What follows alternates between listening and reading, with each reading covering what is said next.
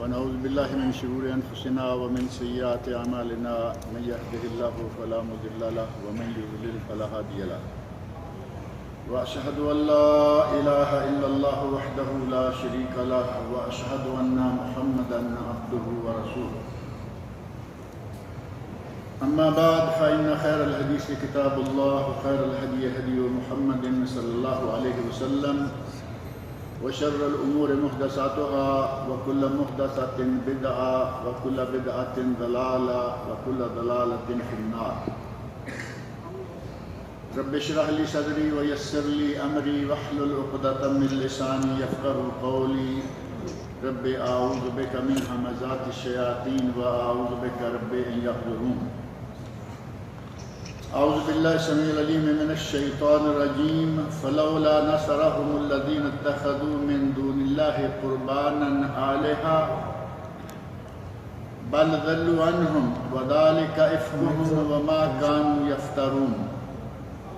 وإذ صرفنا إليك نفرا من الجن يستمعون القرآن فلما حضروه قالوا أنصتوا فلما قضي ولوا إلى قومهم منذرين قالوا يا قومنا إنا سمعنا كتابا أنزل من بعد موسى مصدقا لما بين يديه يهدي إلى الحق وإلى طريق مستقيم يا قومنا أجيبوا داعي الله وآمنوا به يغفر لكم من ذنوبكم ويجركم من عذاب أليم. ومن لا يجب داعي الله فليس بمعجز في الأرض وليس له من دونه أولياء أولئك في ضلال مبين.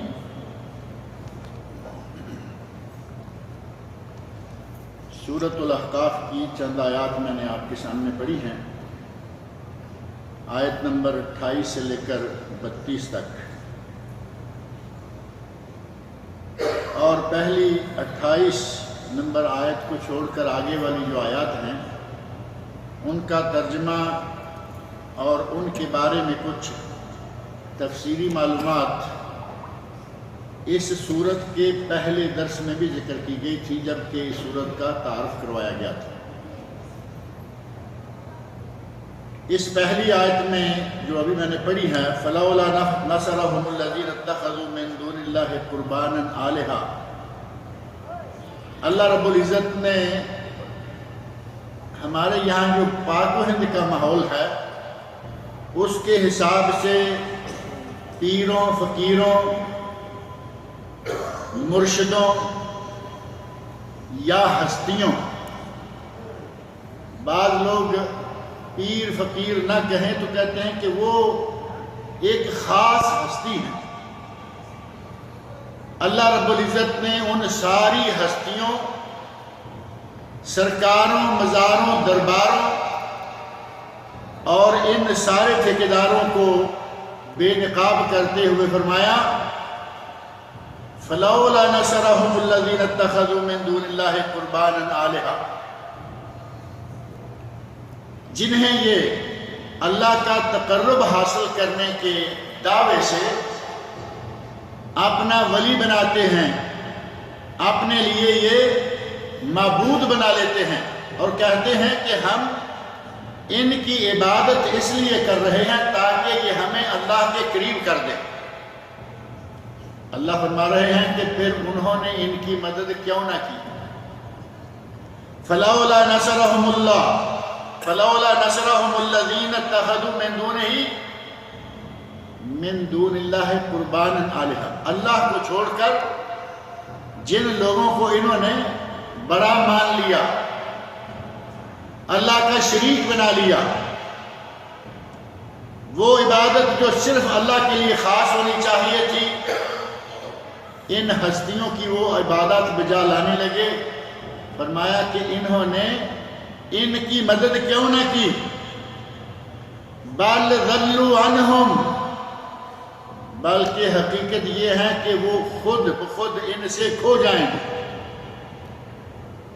جہاں انہیں کل کلا کو ان کی ضرورت پڑے گی یہ انہیں نظر بھی نہیں آئیں گے، گم ہو جائیں گے. وَذَلِكَ إِفْكُهُمْ، یہ ان کا جھوٹ ہے، وما کانوا یفترون، اور یہ وہ بہتان ہے جو وعدہ کرتے تھے کہ یہ ہمیں اللہ کے قریب کر دیں گے۔ یہ اللہ کے قریب کرنے کی کون سی صلاحیت رکھتے ہیں؟ مشرکین مکہ بتوں کو پوجا کرتے تھے، اور یہ آیت بھی بتا رہی ہے اور قرآن کریم کے دیگر مقامات پر بھی یہ بات موجود ہے کہ وہ مکمل طور پر ان بتوں کو خدا نہیں مانتے تھے، بلکہ خدا تک پہنچانے کا ذریعہ ایک سیڑھی، ایک وسیلہ، ایک واسطہ مانتے تھے، اور کہا کرتے تھے لِيُقَرِّبُونَا إِلَى اللَّهِ زُلْفَىٰ۔ اس کا تذکرہ اللہ رب العزت نے سورہ زمر میں فرمایا ہے۔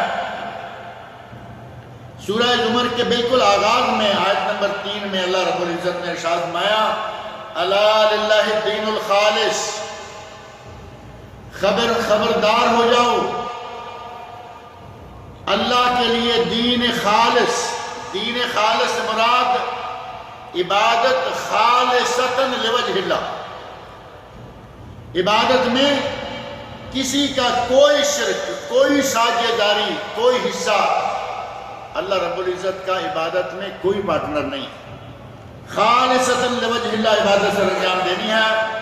والذین اتخذوا من دونہ اولیاء، وہ لوگ جنہوں نے اللہ کو چھوڑ کر اپنے کچھ اولیاء بنا لے، اپنے مددگار بنا لے، جنہیں کہا کہ ہمیں یہ کر دیں گے، وہ کر دیں گے، ان کے بارے میں کہتے ہیں ما نعبدہم الا لیقربونا الی اللہ زلفیٰ، ہم تو ان کی عبادت اس لیے کرتے ہیں کہ یہ ہمیں اللہ کے قریب کر دیں۔ مشرکین مکہ کہہ رہے ہیں کہ ہم ان کی عبادت اس لیے نہیں کر رہے کہ یہ اللہ ہے، بلکہ اس لیے کر رہے ہیں کہ لیقربونا الی اللہ زلفیٰ، کہ یہ ہمیں اللہ کے قریب کر دیں۔ لیکن عبادت کرنے کا شرک شروع کر دیا۔ اللہ رب العزت نے ہر قسم کی تمام عبادات کو صرف اپنے لیے حکم دیا کہ صرف میرے لیے، اور اس آیت کے آغاز میں فرمایا الا للہ الدین الخالص، خبردار اللہ ہی کے لیے خالص عبادت کرنا فرض کیا گیا۔ انہوں نے اس عبادت کو خالص اللہ کے لیے رکھنے کی بجائے کچھ معبود بنا لیے، کوئی کسی کام کا، کوئی کسی کام کا، کوئی کسی کام کا، اور پوچھنے پر کہتے ہیں کہ ہم ان کی عبادت اس لیے کرتے ہیں تاکہ یہ ہمیں اللہ کے قریب کر دیں۔ آج کل ہمارے پاک و ہند میں جو 2 نمبر وسیلے کے نام سے بہت بڑا کاروبار چل رہا ہے، پیری فقیری اور سرکاروں درباروں کا کاروبار، پیروں مزاروں کا کاروبار، وہ سارا یہی نظریہ لیے ہوئے ہیں کہ یہ ہمیں آگے پہنچا دیں۔ معروف جملہ ہے، کہتے ہیں کہ ہماری سنتا نہیں، ان کی موڑتا نہیں۔ ہماری تو وہ سنتا نہیں، لیکن ان کی کا انکار نہیں کرتا، گویا کہ اللہ نعوذ باللہ ان سے ڈرتا ہے، کہتے ہیں کہ ان کی موڑتا ہی نہیں۔ اگر یہ مان لیں کہ وہ اتنے نیک پاک اور اتنے پہنچی ہوئی سرکاریں واقعی ہیں، تو یہ توقع ہی نہیں کی جا سکتی کہ ان میں سے کوئی بھی اپنی اولاد کو یہ کہے کہ میری قبر پر مزار بنانا، روشنیاں اور بہت بڑا ڈیرا قائم کر دینا، اگر وہ نیک ہوں۔ اور اگر لوگوں نے یہ سلسلہ شروع کر دیا ہے تو اللہ رب العزت واضح طور پر فرما رہے ہیں کہ اگر عبادت ہو تو خالص صرف اللہ کے لیے، کسی دوسرے کی عبادت کرنا، کسی کو ذریعہ وسیلہ بنانا، اللہ رب العزت نے صاف طور پر فرمایا کہ مجھے پکارو۔ اب پکارنے کے لیے بھی ہماری سنتا نہیں، ان کی موڑتا نہیں، ہماری مانتا نہیں اور ان کی بات کا انکار نہیں کرتا۔ یہی نظریہ وہاں مشرکین کے پاس بھی ہے، لیقربونا الی اللہ زلفیٰ، ہم ان بتوں کی پوجا اس لیے کر رہے ہیں تاکہ یہ ہمیں اللہ کے قریب کر دیں۔ یہ مشرکین مکہ بھی کہتے آ رہے ہیں اور آج بھی لوگ یہی کہہ رہے ہیں ما نعبدہم الا لیقربونا الی اللہ زلفی، ہم تو ان کی اس لیے ماہانہ، سالانہ، ششماہی، روزانہ فیسیں اس لیے بھرتے ہیں کہ یہ ہمارا کام کروا دیتے ہیں، ان کی مانی جاتی ہے، ہماری مانی نہیں جاتی۔ اگر واقعتاً وہ سارے نیک پاک ہی ہوں تو آدمی سمجھ لیتا ہے کہ چلو وہ پہنچی ہوئی سرکاریں ہیں، ان کی مانی جاتی ہوگی۔ اب قبر میں نیچے گھوڑا دبایا ہوا ہے، گھوڑے شاہ، اس نام کا مزار بھی معلوم ہے۔ قبر میں گھوڑا ہے، انسان ہے ہی نہیں، جانور ہے۔ اب کس کی مانے گا اور کس کی موڑے گا؟ انتہائی اندھا پن استعمال کیا جاتا ہے کہ ہماری مانتا نہیں اور ان کی ٹھکراتا نہیں۔ وہاں گھوڑا ہے، کس سے مرادیں لا کے مانگ رہے ہیں؟ اور جن سے جا کے مرادیں مانگتے ہیں آج کل روزانہ ہر ہفتے کوئی نہ کوئی پیر ٹیلی ویژن والوں نے ننگا کیا ہوا ہوتا ہے اور اس کو لوگوں کے سامنے لا کے رکھا ہوتا ہے کہ جس کے لیے تم اتنا باغ دوڑ کر رہے ہو یہ وہ پیر ہے۔ انتہائی بد کردار قسم کے لوگ، انتہائی زناکار بدماش قسم کے لوگ ایسی شکلیں بنا کے بیٹھے ہوئے ہیں، کاروبار بنایا ہوا ہے اور گناہ کی زندگی میں لت پت۔ ان لوگوں کو اللہ کے لیے سفارشی بنا کے ہم پیش کریں تو پھر کس منہ سے کریں؟ دعویٰ وہی ہے کہ یہ ہمیں اللہ کے قریب کر دیتے ہیں، یہ ہمارے لیے وسیلہ ہے، اللہ تک پہنچنے کا ذریعہ ہے، ہماری وہ سنتا نہیں اور ان کی وہ ٹھکراتا نہیں۔ حالانکہ وسیلے کا مطلق انکار نہیں کیا جا سکتا، وسیلہ جائز بھی ہے، وسیلہ ناجائز بھی ہے۔ آپ کے ہندوستان سے بمبے سے بڑی بہترین موٹی کتاب شائع ہوئی ہے کئی سال پہلے، مولانا مختار احمد ندوی رحمت اللہ علیہ نے اپنے دارالسلفیہ بامبے سے وہ کتاب شائع کی، ممنوع اور مشروع وسیلہ کی حقیقت۔ علامہ محمد ناصر الدین البانی رحمت اللہ علیہ کی کتاب ہے اسی موضوع پر، علامہ ابن باز رحمت اللہ علیہ کا بہترین رسالہ ہے اسی موضوع پر، جن میں یہ تفصیل کے ساتھ وضاحت کی گئی ہے کہ وسیلے کی دو قسمیں جائز بھی ہیں ناجائز بھی، لیکن ہمارے یہاں جائز والا کھاتا بالکل بلا رکھا، صرف ناجائز والے میں جائے۔ جائز کیا ہے؟ اگر کوئی سمجھتا ہے کہ میری پتہ نہیں مانی جائے گی یا نہیں مانی جائے گی، ایسے ہی اللہ سے مانگوں گا، سنے گا نہیں سنے گا، اس کے لیے وسیلے کی جائز اقسام میں سے ایک قسم یہ ہے کہ اللہ کے اسماء حسنہ کا وسیلہ لے لے۔ جب کوئی دعا مانگنے لگے تو پہلے اللہ کے اسماء حسنہ،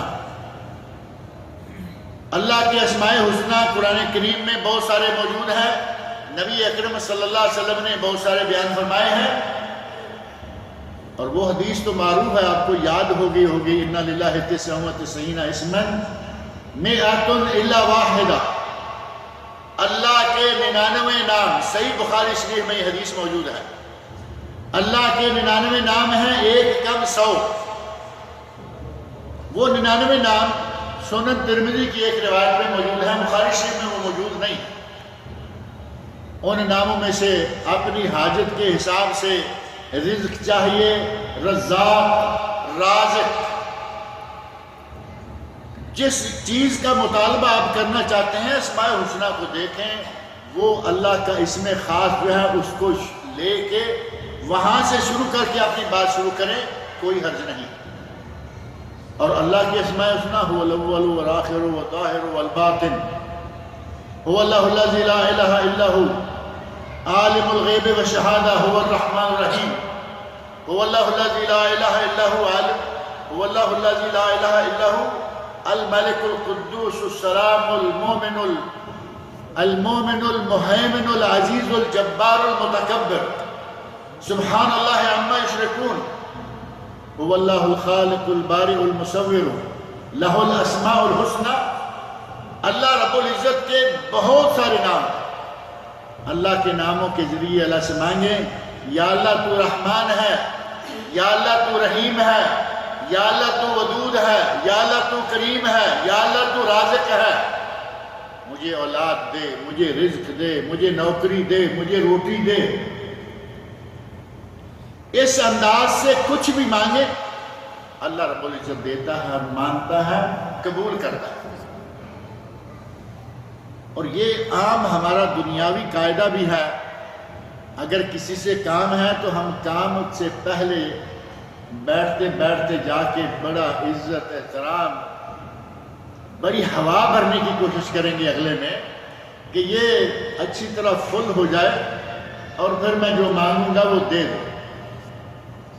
اللہ رب العزت تو ویسے ہی تمام تعریفوں کے لائق، الحمدللہ رب العالمین، تمام تعریفوں کے لائق ہے ہی وہی۔ اس کی تعریفیں کریں، اس سے مانگیں، وسیلے کے بہترین قسم یہ ہے۔ اور اگر کسی زندہ آدمی کے پاس جا کے اس سے دعا کروا لیں تو بھی کوئی حرج نہیں۔ زندہ آدمی موجود ہے، آپ سمجھتے ہیں کہ میں تو پتہ نہیں میرے کیسے اعمال ہیں، آپ دیکھتے ہیں 5 وقت کا پکا نمازی ہے، پرہیزگار دیندار آدمی ہے، اس کے ذرائع معاش حلال ہیں، سود خوری نہیں، رشوت استانی نہیں، ادھر ادھر سے ہاتھ مار کے پیسہ اکٹھا کر کے نہیں، بلکہ حلال کمائی سے کھانے والا ہے۔ آپ اس سے جا کے کہیں کہ ہمارے لیے دعا کریں۔ اگر کوئی صحیح معنوں میں نیک آدمی ہے اس سے دعا کروائی جا سکتی ہے، لیکن وہ زندہ تو ہو، جا کے اس سے کہیں کہ دعا کرو۔ آدمی زندہ ہی نہیں اور آپ اس کی قبر پہ جا کے کہتے ہیں کہ میرے لیے یہ کرو، کیا یہ معقول بات ہو سکتی ہے؟ آپ اندازہ کریں کہ وہ آدمی جسے غسل آپ نے دیا، جس کے کپڑے آپ نے بدلے، جس کی نماز جنازہ آپ نے پڑھی، جسے اپنے ہاتھوں سے آپ نے قبر میں اتارا، اور اس کی لحد پر، اس کی شک پر مٹی ڈال کر 3-4 فٹ زمین کے نیچے اسے مٹی میں دبا دیا۔ تھوڑا پہلے تک وہ باتھ روم تک نہیں جا سکتا تھا، تھوڑا پہلے تک وہ خود غسل نہیں کر رہا، اپنے کپڑے نہیں اتار سکتا، تھوڑی دیر پہلے آپ نے کندھوں پہ اٹھا کے اسے قبرستان پہنچایا، وہ اپنی قبر تک نہیں جا سکتا۔ کتنی عجیب بات ہے کہ جب زمین کے اوپر تھا، چارپائی پہ تھا، چل نہیں سکتا، ہل نہیں سکتا، چارپائی سے اٹھا کے اسے اس اندھیری کوٹری میں ڈال دیا ہے جہاں اب وہ ہل بھی نہیں سکتا، جہاں دیکھ نہیں سکتا، جہاں سن نہیں سکتا، جہاں اس کے پاس آواز نہیں پہنچ سکتی۔ اب آپ اسے مانگنا شروع کر دیں کہ ہمیں یہ دے یا ہمیں یہ لے کے دے، چلو یہی صحیح کہ ہم اس کو وسیلہ بناتے ہیں، اس سے نہیں مانگتے، اس کے ذریعے اللہ سے مانگتے ہیں۔ جو پہلے اپنے لیے کچھ نہیں کر سکتا تھا، اب زمین میں جا کے اس میں کون سی سپرٹ آ گئی؟ جب زندہ تھا ساری طاقتیں ختم ہو گئیں، استنجا تک اس کا غسل دینے والے نے کروایا، اب زمین میں 3-4 فٹ نیچے چلا گیا، طاقتوں نے وہاں حملہ کر دیا، ہر قسم کی طاقت آ گئی، لوگوں کی حاجتیں پوری کرنے لگا ہے۔ آدمی تھوڑا سا تو عقل سے سوچے، اگر آدمی زندہ ہے اس سے دعا کروائیں، جائز ہے۔ آدمی فوت ہو جائے، وہ چاہے کتنا بارسا، کتنا پارسا، کتنا پہنچا ہوا اور کتنا پاک باز کیوں نہ ہو، وہ فوت ہو گیا، اس دنیا سے اس کا رابطہ منقطع ہو گیا۔ اور اگر اس بات کو آپ نے سمجھنا ہو تو نبی اکرم صلی اللہ علیہ وسلم کی ذات گرامی اور صحابہ کرام کا طرز عمل، حضرت عمر فاروق رضی اللہ عنہ کا زمانہ ہے، قحط سالی ہو گئی، بارش نہیں ہو رہی۔ صحابہ کرام کہتے ہیں کہ نبی صلی اللہ علیہ وسلم زندہ تھے تو ہم آپ کو ساتھ لے کے میدان میں جاتے، صلاۃ الاستسقاء پڑھتے، بارش ہو جاتی۔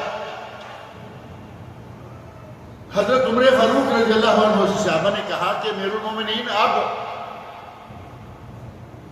امیر المومنین حضرت عمر فاروق رضی اللہ عنہ مدینہ منورہ میں موجود ہیں، اور قبر رسول کہاں ہے؟ مدینہ منورہ میں۔ 5 وقت کی نمازیں نبی اکرم صلی اللہ علیہ وسلم کی قبر شریف کے پاس پڑھنے والا، اسے تو کوئی شک نہیں نا کہ آپ کہاں ہوں گے۔ قبر شریف ساتھ ہی موجود ہے۔ جب صحابہ نے کہا کہ بارش کی دعا کے لیے، تو نبی صلی اللہ علیہ وسلم کی قبر مبارک پر حاضری نہیں دی۔ آپ کوئی بھی تاریخ، کوئی بھی کتاب اٹھا کے دیکھیں اور پوچھیں اس کتاب والے سے، کتاب سے پڑھ کے دیکھیں کہ انہوں نے، عمر فاروق نے دعا کروانے کے لیے کون سا سلسلہ، کون سا ذریعہ اختیار کیا۔ پورے روئے زمین پر اگر کوئی مقدس ترین ہستی، میں ذکر کر رہا تھا، کہتے ہیں بڑی پہنچی ہوئی ہستی، اگر واقعی کوئی پہنچی ہوئی ہستی اس روئے زمین پر ہو سکتی ہے تو وہ محمد رسول اللہ صلی اللہ علیہ وسلم کی ہستی ہے۔ ان سے بڑھ کر کوئی ہستی نہیں ہو سکتی۔ لیکن عمر فاروق رضی اللہ عنہ قبر نبوی پر نہیں گئے، گئے کہاں؟ زندہ ولی کے پاس گئے۔ اور زندہ ولی کون ہے؟ حضرت عمر فاروق رضی اللہ عنہ خود ولی، ان کے ساتھ صحابہ کرام کی بہت بڑی جماعت، اولیاء اللہ کی جماعت۔ لیکن دیکھا کہ نبی صلی اللہ علیہ وسلم کے رشتہ دار، نبی صلی اللہ علیہ وسلم کے رشتہ دار ہیں، چچا ہیں، والد کے بھائی ہیں، جا کے کہتے ہیں عباس رضی اللہ تعالی عنہ، جب بارش نہیں ہوتی تھی تو ہم نبی صلی اللہ علیہ وسلم سے کہا کرتے تھے، وہ دعا کیا کرتے تھے، بارش ہو جایا کرتی تھی۔ اب نبی صلی اللہ علیہ وسلم نہیں ہیں۔ صحابہ کرام کا عقیدہ دیکھیں، صاف ستھرا، کوئی الجھاؤ نہیں، کوئی کنفیوژن نہیں، مدینہ میں موجود ہیں، مسجد نبوی میں نمازیں پڑھتے ہیں، قبر شریف کے پاس روزانہ 5 مرتبہ آتے اور جاتے ہیں، کہتے ہیں کہ اب نبی پاک موجود نہیں، تم چلو ہمارے ساتھ صلاۃ الاستسقاء پڑھتے ہیں اور تم اللہ سے دعا مانگو۔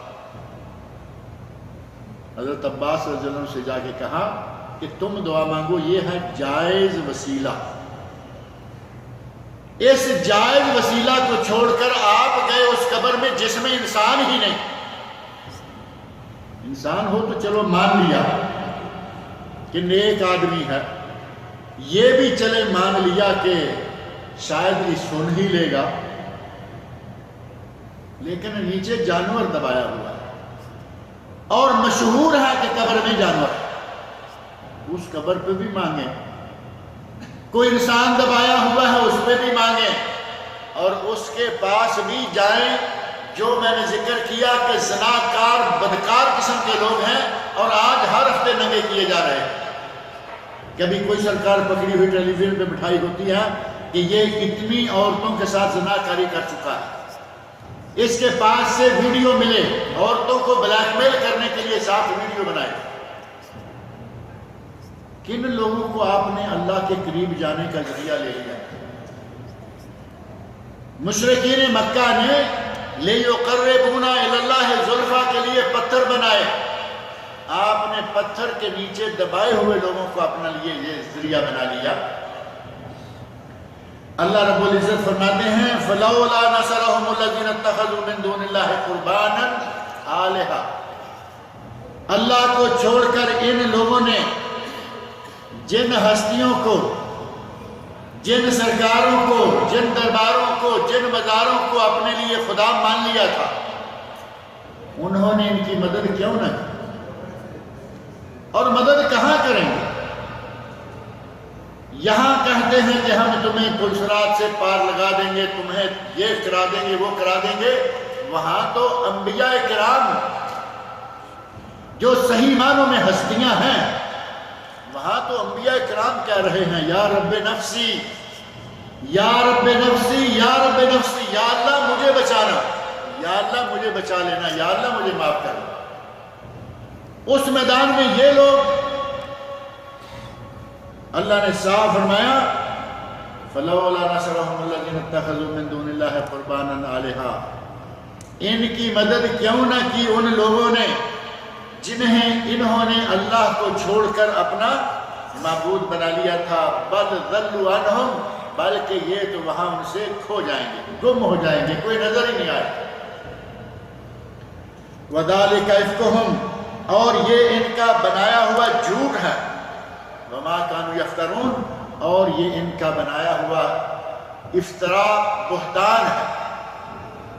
اللہ رب العزت نے ان کے سارے کھیل کو دو چیزوں کا مجموعہ قرار دیا کہ یہ جھوٹ ہے اور یہ بہتان ہے۔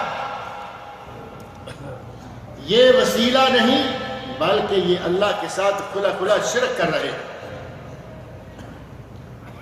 نیک آدمی کا وسیلہ جائز، لیکن شرط یہ ہے کہ وہ زندہ ہو، وہ آپ کے لیے دعا کرے، آپ خود اس کے ساتھ دعا کریں، وہ آپ کے لیے دعا کرے، آپ آمین کہیں، کوئی حرج نہیں۔ اللہ کے اسماء حسنہ کا وسیلہ جائز، اللہ کے اچھے اچھے پیارے پیارے نام ہیں، ان کو پہلے ذکر کریں اور پھر اس سے مانگیں۔ اور ایک تیسرا وسیلہ جائز ہے، اور وہ ہے اپنے عمل صالح کا وسیلہ۔ اگر اپنے پلے کچھ ہے تو اس کو وسیلہ بناؤ۔ اگر ہمیں امید ہے کہ ہم نے حلال کھا کر خالص اللہ کے لیے، اس کی رضا کے لیے کوئی کام کیا ہے، اس کام کو وسیلہ بناؤ۔ وہ اس دنیا میں بھی فائدہ دیتا ہے اور آخرت کے لیے بھی فائدہ مند ہے یقیناً، کیونکہ وہ آپ کا اپنا عمل صالح ہے، آخرت میں بھی فائدہ دے گا، اور عمل صالح اگر خالصۃ لوجہ اللہ کیا ہے وہ دنیا میں بھی فائدہ دیتا ہے۔ آپ کے پاس صحیح بخاری اور حدیث کی دور دیگر کتب کا وہ واقعہ مشہور ہے، معروف ہے، جو 3 آدمی غار میں بند ہو گئے تھے۔ 3 آدمی سفر میں ہیں، بارش زوردار شروع ہوئی، بھاگ کے کسی غار میں داخل ہوئے، بارش کے زور سے، قوت سے بڑا پتھر اوپر سے گرا اور غار کا منہ بند کر دیا۔ اب باہر نکلنے کا راستہ کوئی نہیں، پتھر اتنا بڑا ہے کہ 3 آدمی کیا 30 آدمی بھی اٹھانا چاہیں وہ اٹھنے والا نہیں۔ اب کہتے ہیں کہ اب کیا کیا جائے؟ صحیح بخاری میں نبی صلی اللہ علیہ وسلم کا بیان کیا ہوا واقعہ، اور فی من کان قبلکم، پہلے لوگوں کے۔ آپ بخاری شریف کے الفاظ اٹھا کے دیکھ لیں، ان تینوں میں سے کسی نے نہیں کہا کہ نظام الدین اولیاء کو آواز دو، داتا صاحب لاہور والے کو آواز دو، نظام الدین اولیاء دہلی والوں کو پکارو، اجمیر شریف کو آواز دو، بندہ نواز گیسو دراز گلبرگہ والے ان کو بلاؤ۔ اس زمانے میں بھی اس طرح کے لوگ یقیناً تھے، لیکن کسی کو آواز نہیں دی، کسی کے نام کی دہائی نہیں دی۔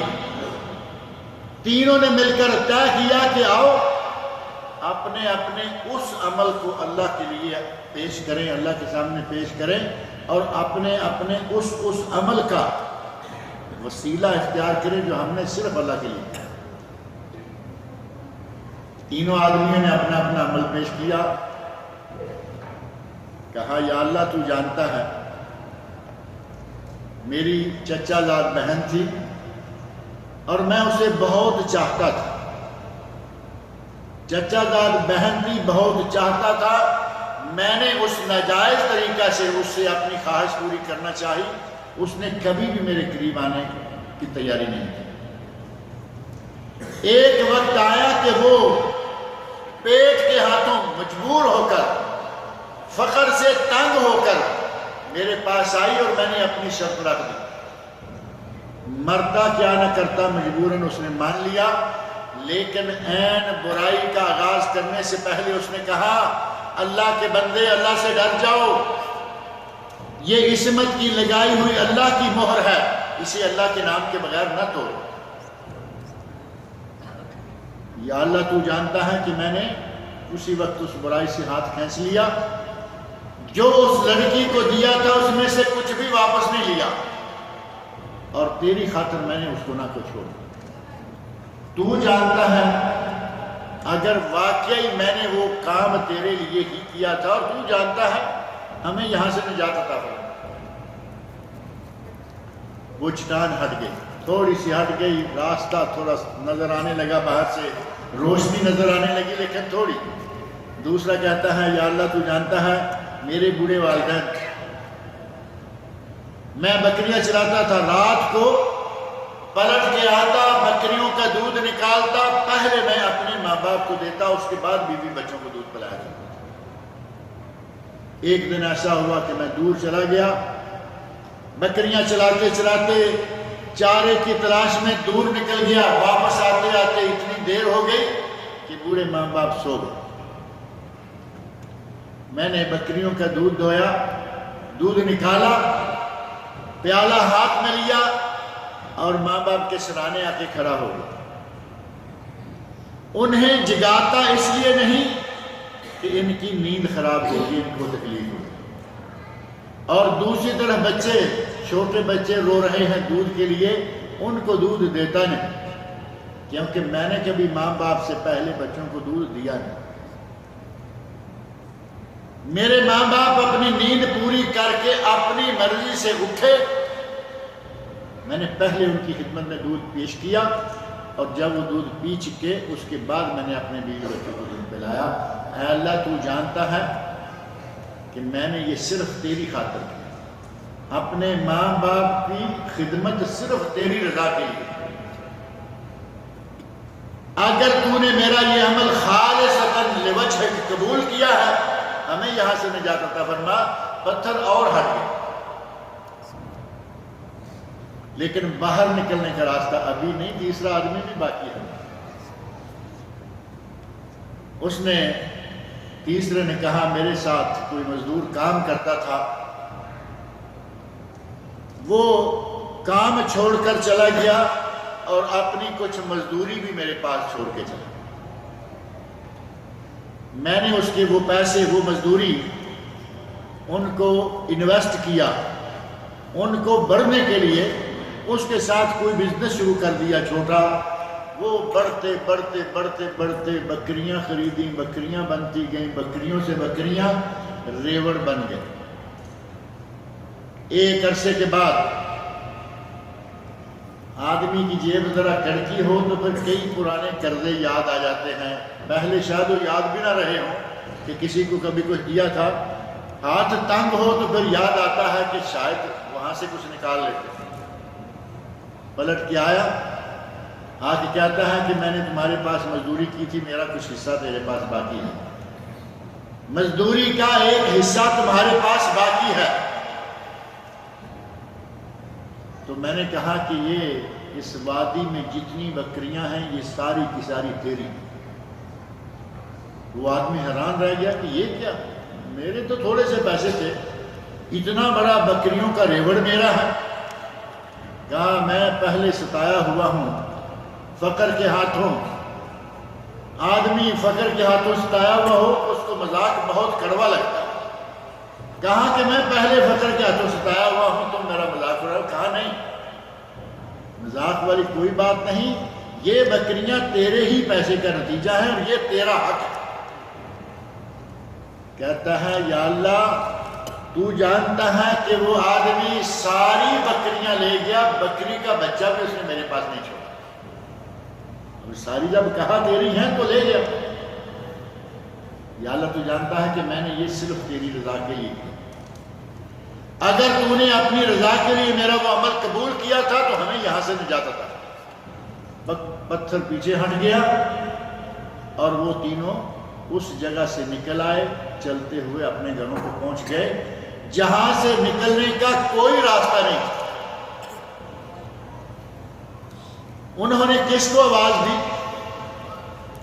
آواز اپنے رب کو دی، اور وسیلہ کسے بنایا؟ اپنے عمل خالص، اپنے اللہ کے لیے کیے ہوئے خالص عمل کو وسیلہ بنایا۔ اگر آج بھی ہم ایسا کریں تو جائز، اپنے عمل کا وسیلہ بنائیے، جائز۔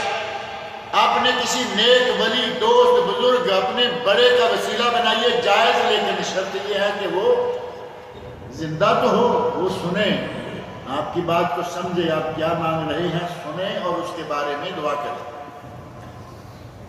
اور اللہ کے اسماء الحسنی کا وسیلہ جائز ہے۔ ہمارے یہاں وہ سارا کچھ چھوڑ کے ایسی قبروں پہ جائیں گے جن کے بارے میں پتہ ہی نہیں کہ نیچے کیا ہے کیا نہیں، اور جو کچھ بھی ہے وہ مر چکا، دب گیا، جو کل تک اسے اپنا ہوش نہیں تھا، دنیا میں ہوتے ہوئے کتنا عرصہ بیمار رہ کے لوگوں کے ہاتھوں خدمت کرا کرا کے مرا، اور آج لوگوں کی مرادیں پوری کرنی اس نے شروع کر دی۔ یہ نہ دنیا میں اور یہ نہ آخرت میں۔ اگر کام آئے گا آخرت میں تو وہاں بھی انسان کا اپنا عمل کام آئے گا، اور اگر یہ کہیں کہ ہم تمہیں پار لگا دیں گے، یہ کر دیں گے، وہ کر دیں گے، یہ سوائے اللہ کی اجازت کے کسی کو جرأت اور ہمت ہی نہیں ہوتی۔ من ذا الذی یشفع عندہ الا بإذنہ، آیت الکرسی کی اتنی اہمیت، اللہ کے نبی فرماتے ہیں کہ انسان کی موت اور جنت، انسان کی جنت اور اس کے درمیان صرف موت کا پردہ۔ اگر روزانہ 5 وقت کی فرض نماز کے بعد بلا ناغہ آیت الکرسی پڑھتا رہے، ادھر مرے ادھر جنت میں داخل ہو جائے۔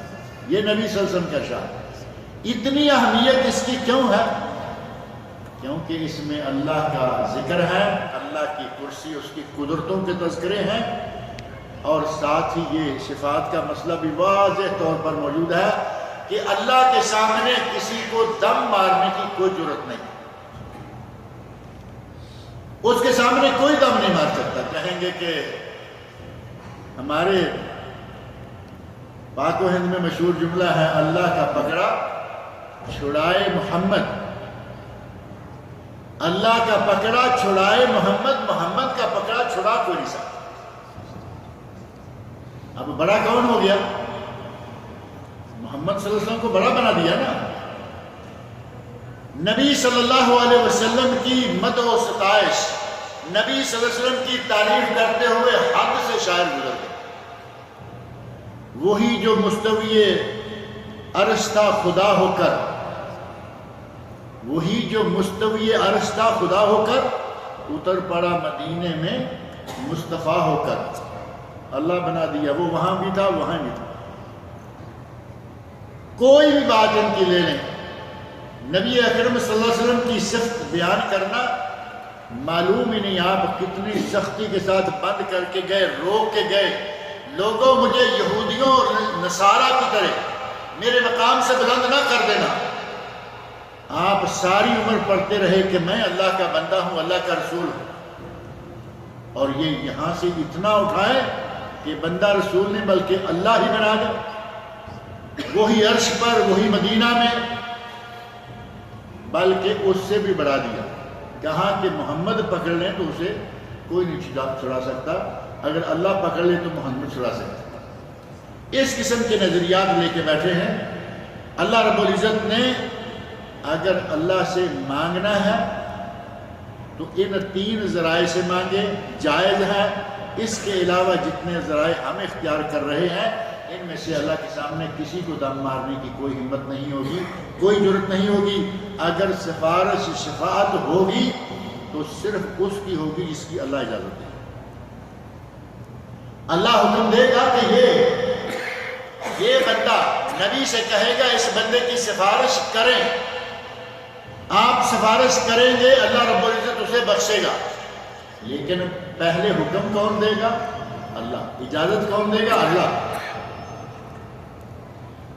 اگر ساری عمر ہم نبی صلی اللہ علیہ وسلم کی سنتوں کا مذاق اڑائیں، ساری عمر نبی صلی اللہ علیہ وسلم کی لائی ہوئی شریعت کو قریب بھی نہ پھٹکنے دیں، نہ اپنے پاس نہ اپنے گھر والوں کے پاس، ساری عمر انگریز بن کے رہیں اور کہیں کہ محشر کے میدان میں ہماری شفاعت نبی صلی اللہ علیہ وسلم کریں گے؟ کیسے ہوگا؟ اور ایک ٹولہ مولویوں کا ہے جنہوں نے دین کا ستیہ ناش کر کے رکھا ہوا ہے، اور وہ بھی ساتھ یہ مانتے ہیں، کہتے ہیں کہ ہماری سفارش وہاں نبی پاک کریں گے۔ دین میں بدعات کو شب و روز نئے سے نیا رنگ دے کے کوئی نہ کوئی عبادت کرتے چلے آ رہے ہیں، اور ان کا حشر محشر کے میدان میں کیا ہوگا؟ ایک حدیث میں وہ ذکر موجود ہے۔ نبی اکرم صلی اللہ علیہ وسلم نے فرماتے ہیں، صحیح مسلم، میں اپنے حوض پر بیٹھا ہوں گا، لوگوں کو، اپنے امتیوں کو پانی پلا رہا ہوں، ایک ٹولہ بڑا سا آ رہا ہے، جماعت آ رہی ہے بڑی، اور میں دیکھ کے خوش ہو رہا ہوں کہ میری امت کے لوگ آ رہے ہیں۔ جیسے ہی وہ قریب ہوگا درمیان میں دیوار کھڑی کر دیں، میں پوچھوں گا یا اللہ یہ تو میری امت کے لوگ، تو اللہ رب العزت کی طرف سے جواب آئے گا، انکا لا تدری ماذا احدثوا بعدک، اے میرے نبی تو نہیں جانتا کہ تیرے بعد تیرے دین میں ان لوگوں نے کیا کیا ایجادات کی، کن کن بدعات کو ایجاد کیا۔ اور یہ الفاظ اللہ رب العزت کی طرف سے یہ بات سنتے ہی نبی اکرم صلی اللہ علیہ وسلم کیا فرمائیں گے کہ نہیں، چھوڑ دے، معاف کر دے، کوئی بات نہیں، ہو گیا۔ نبی صلی اللہ علیہ وسلم فرمائیں گے سحقاً سحقاً، یہ دفع ہو جائیں، یہ دور ہو جائیں۔ اگر دین اسلام میں بدعات کو آپ نے ترویج کی تو پھر یہ بھول جائیں کہ محشر کے میدان میں ہماری شفاعت اللہ کے نبی کریں گے۔ وہاں شفاعت اس کی ہوگی جو سنت کو اپنانے والا، سنت سے پیار کرنے والا، اور سنت کو اپنی زندگی میں نافذ کرنے والا ہوگا۔ مذاق اڑائیں سنتوں کا، نبی صلی اللہ علیہ وسلم کی سنتوں کا، اور سمجھے کہ ہماری سفارش ہو جائے گی۔ داڑھی رکھتے نہیں، کوئی رکھ لے تو اس کا مذاق اڑاتے ہیں، کپڑا ٹخنوں سے اونچا نہیں پہنتے، اگر کوئی پہن لے تو اس کا مذاق اڑاتے ہیں۔ یہ پچھلے قریب کسی ایک درس میں باپ ذکر کر رہا تھا، کرتا سلوار حکم ہے کہ ٹخنوں سے اوپر رکھیں، ما اسفل من الکعبین فہو فی النار، ٹخنوں سے نیچے کپڑا گیا جہنم میں لے گئے۔ شلوار اونچی اٹھائی، پائجامہ اونچا کیا، تو خود توفیق نہیں اس سنت پر عمل کرنے کی، لیکن ایسے جاتے ہوئے آدمی کے بارے میں مذاق اڑانا، چھوٹے بھائی کا پائجامہ پہن کے آ گیا، کیونکہ وہ تو اونچا اٹھایا ہوا اس نے کٹوایا، اس نے سلوایا، اس نے بنوایا ہی چھوٹا ہے، کیونکہ سنت رسول یہی چاہتی تھی۔ مذاق اڑا رہے ہیں کہ چھوٹے بھائی کا پائجامہ پہن کے آ گیا ہے، اور کرتا لمبا، کہیں گے کرتا بڑے بھائی کا، یعنی اس کا اپنا کچھ بھی نہیں ہے بیچارے، کرتا بڑے بھائی کا پہن کے آ گیا، پائجامہ چھوٹے بھائی کا۔ نبی اکرم صلی اللہ علیہ وسلم کی سنتوں کا اس طرح مذاق اڑائیں گے اور پھر امید رکھیں گے کہ محشر کے میدان میں ہماری شفاعت ہوگی۔ من ذا الذی یشفع عنده الا باذنہ، اللہ کے حکم کے بغیر وہاں کوئی دم نہیں مارے گا، کوئی سفارش وغیرہ نہیں کرے گا۔ وہاں محشر کے میدان میں کوئی پیر نظر نہیں آئے گا۔ یہاں اللہ رب العزت فرمایا بل ضلوا عنہم، وہ کھو جائیں گے، وہ وہاں مدد کے لیے کوئی نہیں آئے گا، وہ تو خود چھپتے پھر رہے۔ اور قرآن کریم میں تو شیطان تک کے بارے میں موجود ہے کہ وہ کہے گا یا اللہ میں نے تو ان کو بلایا تھا، یہ خود بھاگے چلے آئے، میرا تو ان پہ زور تھا۔ پیر کہیں گے، شیطان بھی کہے گا، پیروں کا ذکر قرآن میں موجود ہے کہ یہ لوگ کہیں گے کہ ہم نے ان کو کچھ نہیں کہا کہ ہماری عبادت کرو، اور وہاں محشر کے میدان میں کھڑا ہو کر مریض کہے گا کہ یا اللہ انہیں ہم سے 2 گنا عذاب دے، اللہ کہے گا کہ تم سب کو دو گنا عذاب ہے، لیکن ایک دوسرے کے عذاب کو تم نہیں جانتے۔ ان باتوں کو ہم قرآن کریم کی پتہ نہیں کیوں نہیں پڑھتے۔ پیر برات کا اعلان کر دے گا کہ میں ان مریضوں کو نہیں جانتا، شیطان تک اعلان کر دے گا کہ میں نے ان کو کھینچ کے نہیں لایا، میں نے تو آواز لگائی یہ بھاگے چلے آئے۔ اب محشر کے میدان کا عالم یہ ہماری آنکھوں کے سامنے قرآن کریم میں موجود ہے، لیکن اس کے باوجود ہمارا رویہ جو ہے اس میں فرق نہیں آتا انہی لوگوں کے پیچھے۔ بل ضلوا عنہم، بلکہ یہ اپنے مریدوں سے نکل جائیں گے، کھسک جائیں گے، گم ہو جائیں گے۔ وذالک افکہم، اور یہ ان کا جھوٹ ہے، وما کانوا یفترون، اور یہ ان کا بہتان ہے، اس کے پیچھے حقیقت کوئی نہیں ہے۔ وَإِذْ صَرَفْنَا إِلَيْكَ نَفَرًا مِّنَ الْجِنِّ يَسْتَمِعُونَ الْقُرْآنَ، یہ آیات جو میں نے ذکر کیا کہ ہم نے ان کا ترجمہ اور قدر تفسیر جو ہے وہ پہلے درس میں پڑھ لی تھی۔ اور یاد کرو وہ وقت بھی ہے میرے نبی،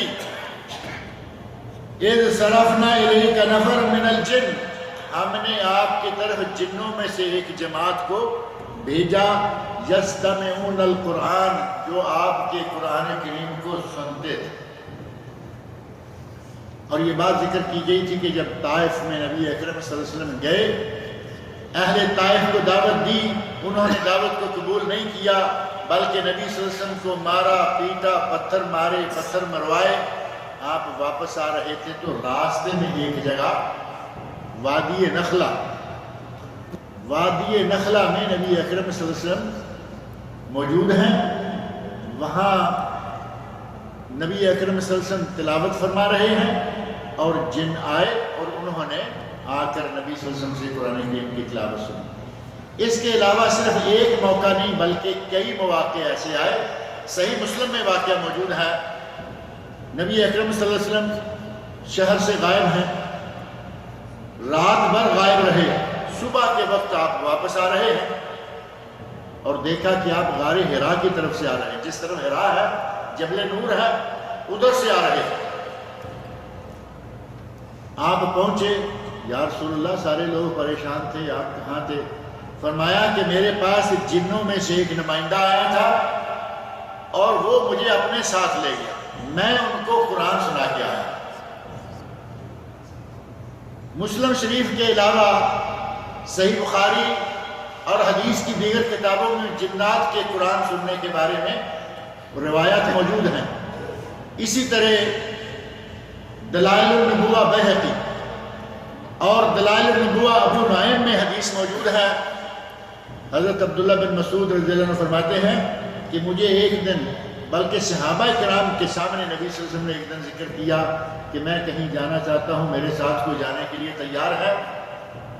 حضرت عبداللہ بن مسعود رضی اللہ عنہ فرماتے ہیں کہ میں تیار ہوں۔ چل دیے، شہر سے باہر نکل گئے اور ایک جگہ بالائی، مکہ کی بالائی جانب جا کر لکیر لگائی اور حضرت عبداللہ بن مسعود سے کہا کہ تم اس سے آگے نہیں آنا۔ نبی صلی اللہ علیہ وسلم آگے گزر گئے اور جا کے قرآن پڑھنا شروع کیا اور دیر تک قرآن کریم پڑھتے رہے۔ حضرت عبداللہ بن مسعود کی روایت ہے، کہتے ہیں کہ نبی صلی اللہ علیہ وسلم کے سامنے بہت سارے لوگوں کی جماعت تھی، بلکہ اتنے میری طرف تھے کہ میں نبی صلی اللہ علیہ وسلم کو دیکھ نہیں پا رہا تھا۔ اور واپسی پہ آپ نے بتایا کہ جنوں کی جماعت تھی جنہوں نے قرآن سنا۔ پہلی مرتبہ جب قرآن سنا ہے اس وقت نبی صلی اللہ علیہ وسلم کو معلوم نہیں کہ جن قرآن سن رہے ہیں، وہ اپنے طور پر آئے، نبی صلی اللہ علیہ وسلم کو نبوت مل چکی ہے، آسمان کے پہرے سخت کر دیے گئے ہیں۔ تو جنہوں نے کہا کہ پہلے کچھ آسمان کی خبریں مل جایا کرتی تھیں، اب کوئی خبر نہیں ملتی، پہرے بڑے سخت ہیں، آسمان کی طرف منہ کریں تو آگے سے شہاب ثاقب آتے ہیں، آگ کے گارے مارے جاتے ہیں۔ کوئی خاص واقعہ پیش آ چکا ہے دنیا میں۔ انہوں نے تلاش شروع کی کہ دیکھیں کہ وہ خاص واقعہ کیا پیش آیا ہے۔ جنوں کی مختلف جماعتیں دنیا میں گھومتی پھری، اور ہماری طرح کا تو معاملہ نہیں تھا کہ ویزے کی ضرورت پڑے گی، یہ یہاں سے آگے کیسے جائیں گے، بارڈر ہے، ویزا وہ تو ایسے گھومتے پھرتے. ایک جماعت جنوں کی نبی صلی اللہ علیہ وسلم تک پہنچ گئی جہاں نبی صلی اللہ علیہ وسلم اپنے صحابہ کو جماعت کروا رہے ہیں نماز فجر. بعض روایات میں نماز فجر اور بعض میں عشاء، کوئی ایک جہری نماز ہے. وہاں جن پہنچے اور آ کے انہوں نے قرآن سننا شروع کر دیا. قرآن سنا اور قرآن پر ایمان لیا. پہلے وہ حضرت موسیٰ علیہ السلام کی تورات، عیسیٰ علیہ السلام کی انجیل کو سن چکے تھے، مان چکے تھے. آپ جنوں کی عمر کا بھی اسے اندازہ کر سکتے ہیں کہ عمریں کتنی لمبی لمبی ہو سکتی. ان کا تورات انجیل پر پہلے ایمان تھا. جیسے ہی قرآن سنا فوراً ایمان لیا. یہاں ان آیات میں اسی جماعت جن کا تذکرہ ہے. وَإِذْ صَرَفْنَا إِلَيْكَ نَفَرًا مِنَ الْجِنِّ يَسْتَمِعُونَ الْقُرْآنَ.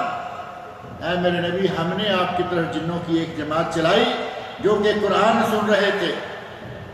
فَلَمَّا حَضَرُوهُ قَالُوا أَنصِتُوا. جب نبی صلی اللہ علیہ وسلم کے اس مقام تک پہنچے تو آپس میں سب کہنے لگے کہ خاموش ہو جاؤ، کوئی آدمی اب بولے نہیں، کسی کی آواز نہیں آنی چاہیے. قَالُوا أَنصِتُوا، کہنے لگے کہ خاموش ہو جاؤ. فَلَمَّا قُضِيَ، جب نبی صلی اللہ علیہ وسلم نے تلاوت مکمل فرما لی، وَلَّوْا إِلَىٰ قَوْمِهِمْ، اب وہ اپنی قوم کی طرف پلٹ گئے. منذرین، اب وہ ایمان لا چکے ہیں اور اپنی قوم کی طرف دائی بن کر پلٹ گئے اور باقاعدہ اپنی قوم کو ڈرانے کے لیے سلسلہ دعوت و ارشاد کا شروع کر دیا. وَلَّوْا إِلَىٰ قَوْمِهِمْ مُنذِرِينَ قَالُوا يَا قَوْمَنَا، اور جا کے قوم کو دعوت کیا دیتے ہیں، کہتے ہیں اے ہماری قوم، اِنَّا سَمِعْنَا كِتَابًا أُنزِلَ مِن بَعْدِ مُوسَىٰ، ہم نے ایک کتاب سنی ہے جو موسیٰ علیہ السلام کے بعد نازل ہوئی. یعنی موسیٰ علیہ السلام والی کتاب اپنی جگہ، یہ کتاب دوسری سنی ہے جو کہ ان کے بعد نازل ہوئی ہے.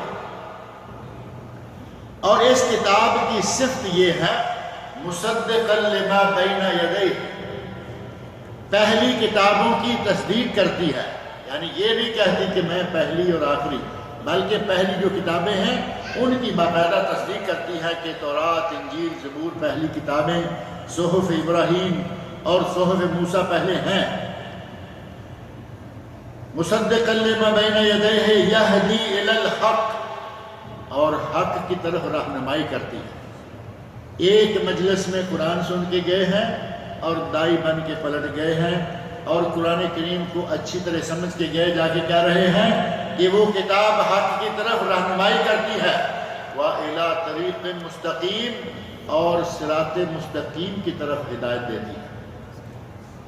یا قومنا، اے ہماری قوم، اجیبوا داعی اللہ، اللہ کے اس دائی، اللہ کے اس مبلغ یعنی نبی صلی اللہ علیہ وسلم کی دعوت کو قبول کر لو. وآمنوا بہ، اور اس پر ایمان لے آؤ. یغفر لکم من ذنوبکم، اللہ تمہارے گناہوں کو معاف کر دے گا. یغفر لکم من ذنوبکم، تمہارے کچھ گناہوں کو معاف کر دے گا. ویجرکم من عذاب علیم، اور تمہیں دردناک عذاب سے اللہ بچا لے.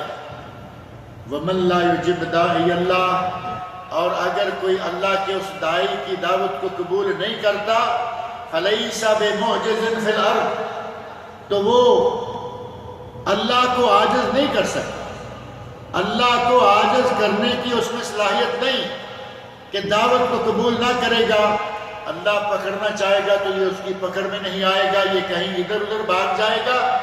فلیس بمعجز فی الارض، یہ زمین میں اللہ کی پکڑ سے نہیں نکل سکتا، اللہ کو عاجز کرنے والا نہیں. وَلَيْسَ لَهُ مِن دُونِهِ أَوْلِيَاءُ، اور اللہ کے سوا اس کا کوئی مددگار نہیں ہوگا. کہاں کہاں اللہ رب العزت نے بار بار سب سنایا، اللہ کے سوا کوئی مددگار نہیں ہوگا، اللہ کے سوا کوئی نہیں پہنچے گا، اللہ کے سوا کوئی پار نہیں لگا سکتا. اولئک فی ضلال مبین، فرمایا کہ جو لوگ قرآن کریم پر ایمان نہیں لائیں گے، نبی پر ایمان نہیں لائیں گے، عمل صالح سر انجام نہیں دیں گے، کون ہوں گے؟ اولئک فی ضلال مبین، وہ کھلی ہوئی ضلالت اور کھلی ہوئی گمراہی۔ اللہ رب العزت مجھے اور آپ سب کو قرآن کریم پڑھنے، سننے، سمجھنے اور اس کے احکام پر عمل کرنے کی توفیق عطا فرمائے۔ نبی صلی اللہ علیہ وسلم نے جنوں کو قرآن سنایا، جنوں نے آپ سے قرآن سنا اور ایمان بھی لائے۔ اب یہاں ایک مسئلہ آ جاتا ہے کہ کیا نبی صلی اللہ علیہ وسلم جنوں انس دونوں کے نبی تھے، یا جنوں کی طرف الگ سے بھی کوئی نبوت کا سلسلہ تھا؟ یہ بات انشاءاللہ اگلے درس میں قدر تفصیل سے ذکر کریں گے۔ اللہ تعالیٰ مجھے اور آپ سب کو نیک عمل کی توفیق عطا فرمائے۔ آج کے اعلان سے آپ کو یہ اندازہ تو ہو گیا ہوگا کہ یہ بدھ والا درس جو ہے ہر بدھ کو ہوا کرتا تھا، آئندہ انشاءاللہ یہ ہر جمعرات کو ہوا کرے گا۔ جیسے کہ آج جمعرات ہے، اسی طرح عشاء کی نماز کے بعد حسب سابق بدھ کی بجائے جمعرات۔ اور جو لوگ پہنچتے ہیں، جانتے ہیں، جو آج نہیں آئے ان کو دوسرے لوگ جو ہیں وہ اطلاع کر دیں، تاکہ پچھلی بدھ کو سننے میں آیا کہ بعض لوگ آئے، انہیں تکلیف ہوئی، شاید کوئی صحیح طور پر ان کو اعلان نہیں پہنچ سکا۔ اعلان تو ویسے کیا اعلان کیا گیا ہے، لیکن اعلان پہنچا نہیں۔ بات ان کا اندلہ اجر محفوظ ہو گیا، مسجد میں آئے، پتہ چلا خواتین بچوں کے ساتھ بھی بعض آئیں۔ اللہ تعالیٰ ان کے آنے کو قبول کرے، ان کو اجر و ثواب عطا فرمائے۔ ان کا اجر انشاءاللہ موجود ہے۔ درس آج الحمدللہ ہو گیا، آج دوہرا اجر ہو جائے گا۔ محمد اسلم صاحب نے لکھا ہے کہ ہماری ہمشیرہ بیمار ہیں، دعا کیجئے کہ اللہ رب العزت ان کی ہمشیرہ کو شفائے کاملہ عاجلہ عطا فرمائے۔ اور بھی جو اہل توحید مسلمان بیمار ہیں، اللہ رب العزت سب کو شفائے کاملہ عاجلہ عطا فرمائے۔ کل یہاں پاکستانی اسکول کے پاس جامع عثمان کے محراب کے سامنے ایک گھر ہے، اس گھر میں سید محبوب الرحمن شاہ صاحب تھے، وہ فوت ہو گئے ہیں۔ ان کے لیے دعا کریں کہ اللہ رب العزت ان کی مغفرت فرمائے۔ کل ان کی نماز جنازہ خادم الحرمین شریفین مسجد، جامع مسجد جو ہے اس میں ہے، اور جمعہ کی نماز کے فوراً بعد ہے۔ اگر کوئی شرکت کرنا چاہے تو کر سکتا ہے۔ کیا یونس علیہ السلام کی موت چوتھے آسمان پر ہوئی تھی؟ میرے سننے میں تو ایسا کچھ نہیں آیا کہ یونس علیہ السلام کی موت چوتھے آسمان پہ جا کے ہوئی ہو۔ حضرت رسول اللہ صلی اللہ علیہ وسلم جب معراج پر گئے ہیں تو آپ نے مختلف آسمانوں پر مختلف انبیاء کرام سے ملاقات کی، اور ان میں بھی چوتھے آسمان پر یونس علیہ السلام کا ذکر تو نہیں آتا۔ پتہ نہیں کہاں سے سمجھ لیا ہے کہ چوتھے آسمان پہ جا کے موت آئی ہوگی۔ جن کا وہاں ملنا ہوا، ملاقات ہوئی، وہ بھی ان کے موت دنیا میں، ان کی موت جو فوت شدہ انبیاء ہے ان کی موت دنیا میں ہوئی۔ ملاقات اللہ رب العزت جس کی جہاں چاہے کروا دے، وہ مالک ہے۔ پہلے مسجد اقصیٰ میں جماعت کروائی، پھر چند انبیاء کا ذکر ہے، 7 آسمانوں پر 7 انبیاء کے ساتھ ملاقات۔ جمعہ کے اور غسل کر کے اذان سے قبل مسجد میں آ کر ممبر کے سامنے آ کر بیٹھ جائے اور ذکر و عبادت میں مصروف رہے، یہاں تک کہ سب سے آخر میں مسجد سے نکلے، تو کیا اس کو 1 سال کے روزے، 1 سال کی نماز پڑھنے کا ثواب ملتا ہے؟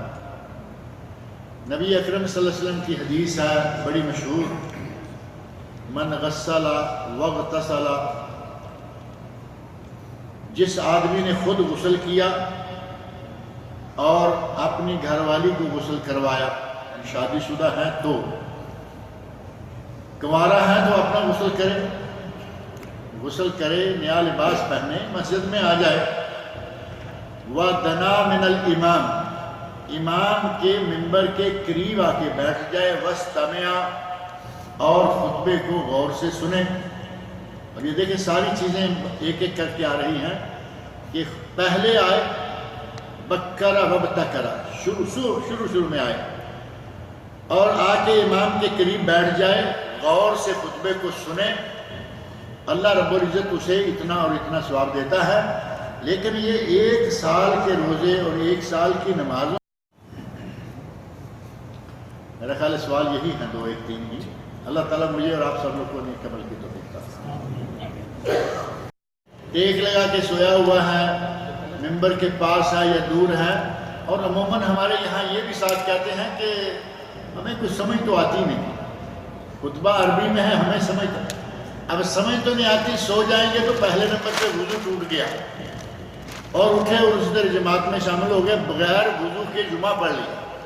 ہم کتنا نقصان کر رہے ہیں، صرف تھوڑی سی سستی کہ ہمیں عربی کی سمجھ نہیں آتی، کیا کریں۔